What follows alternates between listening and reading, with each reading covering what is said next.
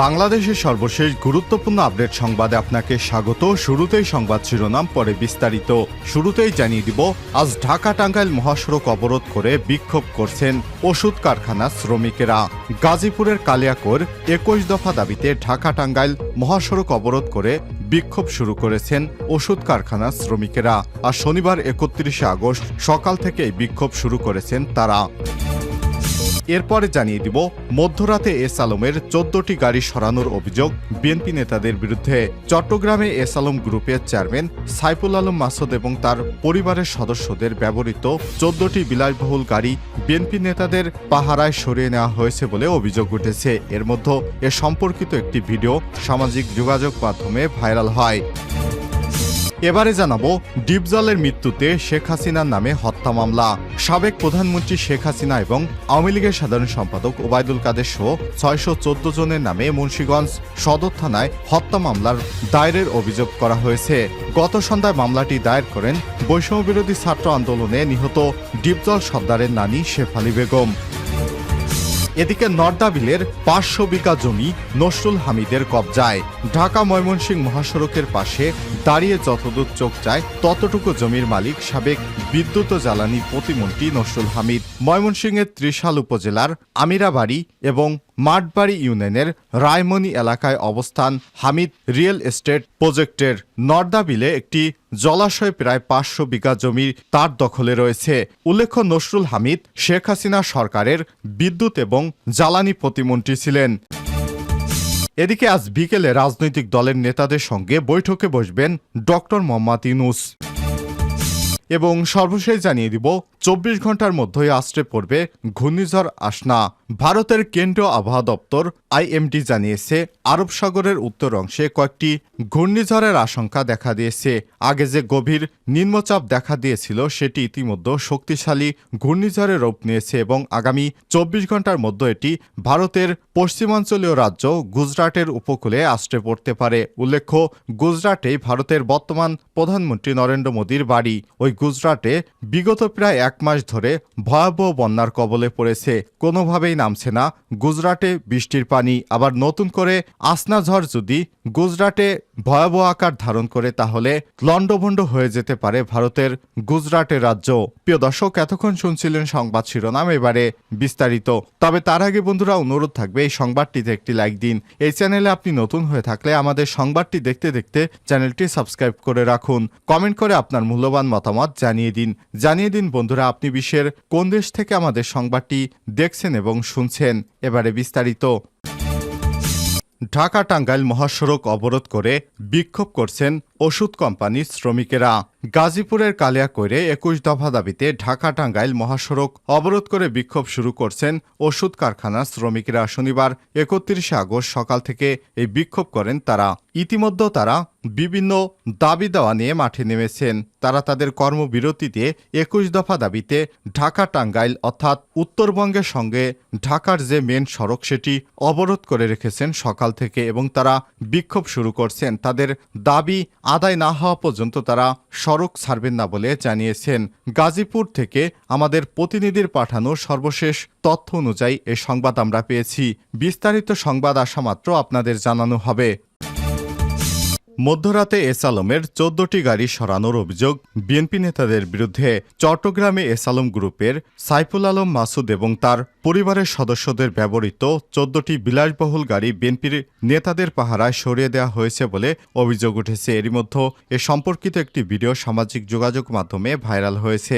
বৃহস্পতিবার ২৯ আগস্ট রাত ১২টার দিকে কালুরঘাট শিল্প এলাকায় বিসিক মির গ্রুপের মালিকানাধীন একটি ওয়ারহাউস থেকে বিলাসবহুল দামি গাড়িগুলো সরিয়ে নেওয়া হয়। এর আগে বৃহস্পতিবার বাংলাদেশ ব্যাংকের গভর্নর ঘোষণা দেন, এস আলম গ্রুপের মালিকানাধীন জমি এবং সম্পদ কেউ যেন না কেনেন।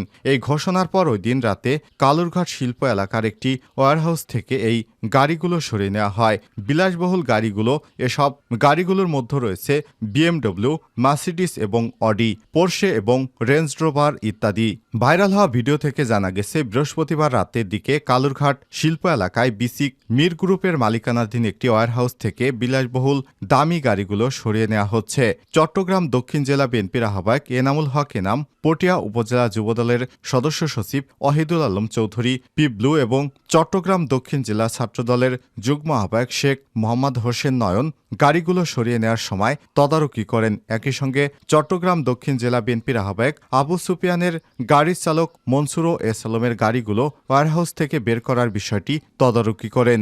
বিলাসবহুল গাড়িগুলো ওয়্যারহাউস থেকে বের হওয়ার পরই বিএনপি নেতা এমাম শো অন্যান্যরা ওই এলাকা থেকে সরে যান বলে জানিয়েছে স্থানীয়রা। এমন পরিস্থিতিতে এস আলম গ্রুপের চেয়ারম্যান এবং তার স্বজনদের ব্যবহৃত গাড়িগুলো সরিয়ে নেওয়ার কাজে বিএনপি শীর্ষ নেতাদের সশরীরে উপস্থিত থাকার বিষয়টি নিয়ে চারদিকে শোরগোল শোনা যাচ্ছে।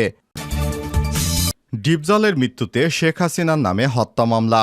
সাবেক প্রধানমন্ত্রী শেখ হাসিনা এবং আওয়ামী লীগের সাধারণ সম্পাদক ওবায়দুল কাদের সহ 614 জনের নামে মুন্সিগঞ্জ সদর থানায় হত্যা মামলা দায়ের করা হয়েছে।